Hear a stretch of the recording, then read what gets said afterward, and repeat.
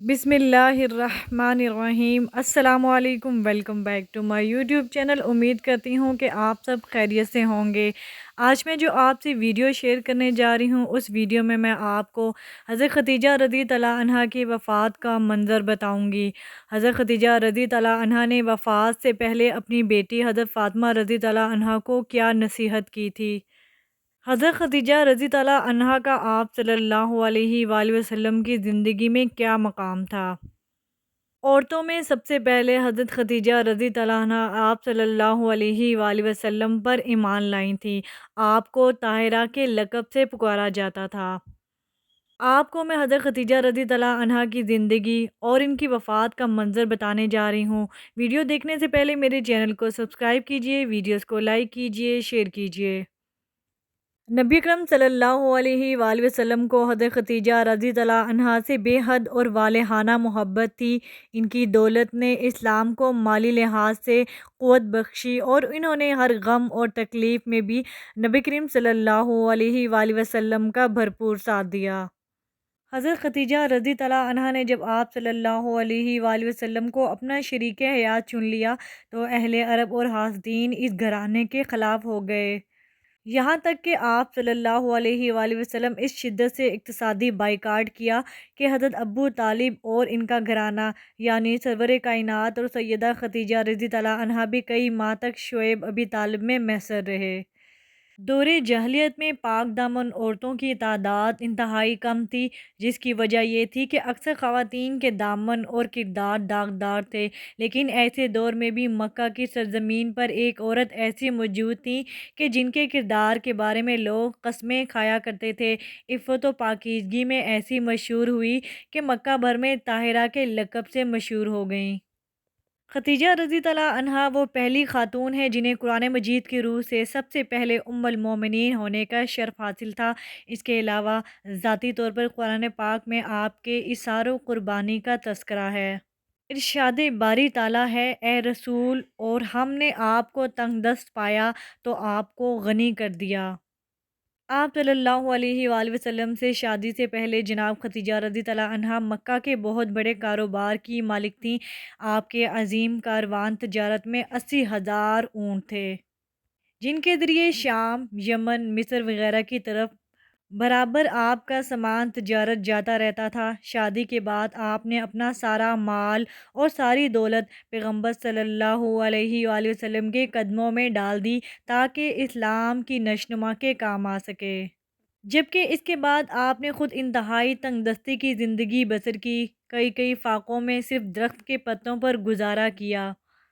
آپ رضی اللہ عنہا وہ ہستی ہیں کہ جنہیں اللہ کریم نے بھی خود کئی بار سلام بھیجا ہے، جیسا کہ صحیح مسلم اور صحیح بخاری میں ہے کہ حضرت ابو ہریرہ رضی اللہ عنہ سے روایت ہے کہ ایک دفعہ حضرت جبرائیل علیہ السلام کے پاس حاضر ہوئے، عرض کی، یا رسول اللہ صلی اللہ علیہ وآلہ وسلم، یہ خدیجہ آپ صلی اللہ علیہ وآلہ وسلم کے پاس سالن یا کھانے کا ایک برتن لا رہی ہیں، جب وہ لے کر آئیں تو ان کے رب اور میری طرف سے سلام کہہ دیں اور جنت میں انہیں موتی کے ایک محل کی بشارت دے دیں جس میں نہ شور ہوگا نہ تکلیف ہوگی۔ خولدار موتی کے محل کی بشارت اس لیے دی گئی کہ وہ ایمان لانے میں سب پر سبقت لے گئیں، اور شور و شغب سے پاک مکان کی اس لیے خوشخبری دی گئی کہ انہوں نے کبھی رسول اللہ صلی اللہ علیہ وآلہ وسلم کے ساتھ بلند آواز سے گفتگو نہ کی اور کبھی آپ کے ساتھ شور و غل اور اظہار ثانی سے پیش نہ آئیں۔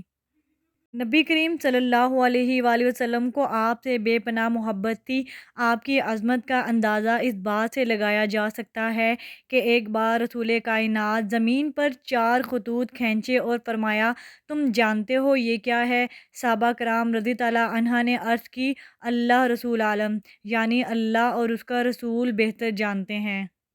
فرمایا، جنتی عورتوں میں سب سے زیادہ فضیلت والی عورتیں یہ ہیں: نمبر 1 خدیجہ بنت خویلد، نمبر 2 فاطمہ بن محمد، نمبر 3 آسیہ بنت مزاحم، فرعون کی بیوی ہیں، مریم بنت عمران، حضرت ختیجہ رضی اللہ عنہا کو یہ بھی شرف حاصل ہے کہ سب سے پہلے حضور اقدس کے پیچھے نماز پڑھنے والی تھیں۔ جب آپ صلی اللہ علیہ وآلہ وسلم کے حسن و اخلاق اور صداقت کے چرچے ہونے لگے تو یہ باتیں حضرت ختیجہ رضی اللہ عنہا تک بھی پہنچی، تو آپ نے نبی کریم صلی اللہ علیہ وآلہ وسلم کی بارگاہ میں شادی کا پیغام بھیجا۔ اس وقت ان کے والد کا انتقال ہو چکا تھا، لیکن ان کے چچا عمرو بن اسد زندہ تھے۔ تاریخ معین پر ان حضرت صلی اللہ علیہ وآلہ وسلم، حضرت ابو طالب اور تمام خاندان جن میں حضرت حمزہ بھی تھے، حضرت ختیجہ کے مکان پر آئے۔ حضرت ابو طالب نے ان حضرت صلی اللہ علیہ وآلہ وسلم کا خطبہ نکاح پڑھایا اور 500 درہم طلائی مہر قرار پایا۔ شادی کی تقریب بحثت سے 15 سال بیشتر انجام پذیر ہوئی۔ یہ 25 عامل فیل تھا۔ حضرت ختیجہ رضی اللہ عنہا سے نکاح کی اہم خصوصیت یہ ہے کہ حضرت ختیجہ رضی اللہ عنہا 24 سال آپ صلی اللہ علیہ وآلہ وسلم کے ساتھ رہیں۔ جب وحی کا نزول ہوا تو ام المومنین نے کھلے عام رسول اکرم صلی اللہ علیہ وآلہ وسلم کی حمایت اور معاونت کی، اور اس بات پر امت کا اجماع ہے۔ سب سے پہلے حضرت ختیجہ رضی اللہ عنہا ہی آپ صلی اللہ علیہ وآلہ وسلم پر ایمان لائیں۔ حضرت ختیجہ رضی اللہ عنہا نے مکہ کے تمام مشکلات حالات میں آپ صلی اللہ علیہ وآلہ وسلم کا ساتھ نبھایا۔ انہی حالات سے گزرتے گزرتے آخر وہ دن آ جاتے ہیں کہ حضرت ابو طالب یہ فیصلہ کرتے ہیں بھتیجے محمد صلی اللہ علیہ وآلہ وسلم اور بنی ہاشم کو قریش کے باقی قبائل سے جانی نقصان سے بچانے کے لیے اپنے پورے خاندان سوائے ابو لہب کو لے لے۔ دو پہاڑیوں کے درمیان ایک گھاٹی میں قیام پذیر ہو جاتے ہیں، جسے تاریخ میں شعیب ابی طالب کہا جاتا ہے۔ یہ پورا خاندان وہیں پر 3 سال قید کی صورت میں رہتا ہے۔ وہاں پر بھی حضرت ختیجہ رضی اللہ عنہا عزم و استقلال کے ساتھ نبی کریم صلی اللہ علیہ وآلہ وسلم کے ساتھ کھڑی رہتی ہیں۔ 3 سال کی مدت کم نہیں ہوتی، خاص طور پر اس وقت جب کہ یہ مدت مصائب اور مشکلات سے بھری پڑی ہو۔ کفار نے مکمل طور پر بائیکاٹ کر رکھا تھا۔ وہ لوگ ان تک کھانے پینے کی کوئی چیز پہنچنے نہیں دیتے تھے، اور نہ بازار والوں کو یہ اجازت تھی کہ وہ ان لوگوں کو کوئی چیز فروخت کریں۔ بڑے تو کسی نہ کسی طرح فاقوں پر صبر کر لیتے، لیکن چھوٹے چھوٹے معصوم بچے کیسے صبر کرتے؟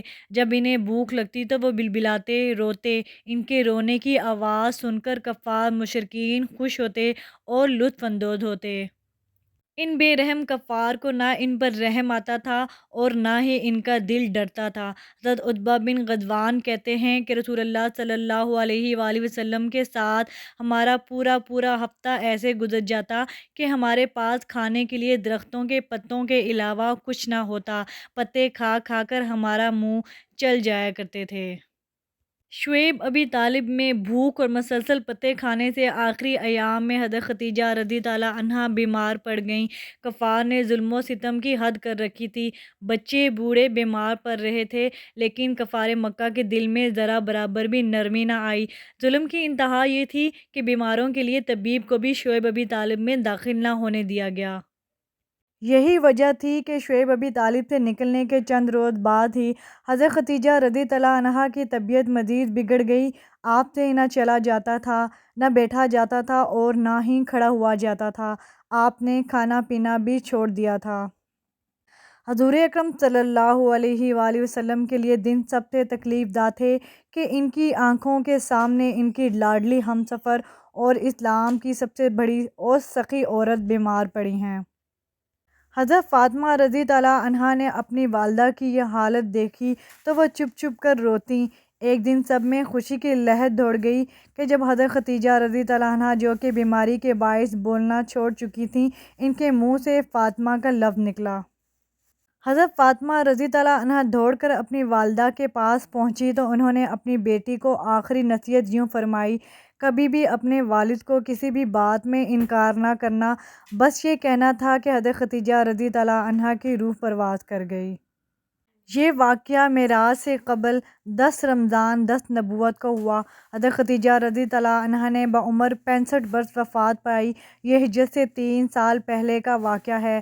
آپ صلی اللہ علیہ وآلہ وسلم نے خود حضرت ختیجہ رضی اللہ عنہا کو دفن کیا، خود قبر میں اترے۔ حضرت ختیجہ کی شان میں ایک بہت ہی خوبصورت حدیث بیان کرنے جا رہی ہوں۔ روایت کچھ اس طرح سے ہے کہ حضرت ختیجہ رضی تعالیٰ عنہا ہے کہ حضور اکرم صلی اللہ علیہ وآلہ وسلم جب کبھی بھی حضرت ختیجہ کا ذکر فرماتے تو ان کی خوب تعریف فرماتے۔ آپ فرماتی ہیں کہ ایک دن میں غصے میں آ گئی اور میں نے کہا کہ آپ سرخ رخساروں والی کا تذکرہ بہت زیادہ کرتے ہیں، حالانکہ اللہ تبارک و تعالیٰ نے اس سے بہترین عورتیں اس کے نام البدل کے طور پر آپ کو عطا فرمائی ہیں۔ آپ صلی اللہ علیہ وآلہ وسلم نے فرمایا، اللہ تعالیٰ نے مجھے اس سے بہتر بدل عطا نہیں فرمایا۔ وہ تو ایسی خاتون تھیں جو مجھ پر اس وقت ایمان لائی جب لوگ میرا انکار کر رہے تھے، اور میری اس وقت تصدیق کی جب لوگ مجھے جھٹلا رہے تھے، اور اپنے مال سے اس وقت میری ڈھارس بندھائی جب لوگ مجھے محروم کر رہے تھے، اور اللہ تبارک و تعالیٰ نے مجھے اس سے اولاد عطا فرمائی جبکہ دوسری عورتوں سے مجھے اولاد عطا فرمانے سے محروم رکھا۔ حضرت عائشہ صدیقہ رضی تعالیٰ عنہا فرماتی ہیں کہ میں حضور اکرم صلی اللہ علیہ وآلہ وسلم کی ازواج محترمات میں سے کسی پر اتنا رشک نہیں کرتی جتنا حضرت ختیجہ رضی تعالیٰ عنہا پر، حالانکہ وہ میری نکاح سے پہلے ہی وفات پا چکی تھیں، لیکن میں آپ صلی اللہ علیہ وآلہ وسلم کو ان کا کثرت سے ذکر فرماتے ہوئے سنتی تھی کہ اللہ تعالیٰ نے آپ صلی اللہ علیہ وآلہ وسلم کو حکم فرمایا کہ ختیجہ کو موتیوں کے محل کی بشارت دے دیجیے، اور جب آپ صلی اللہ علیہ وآلہ وسلم کوئی بکری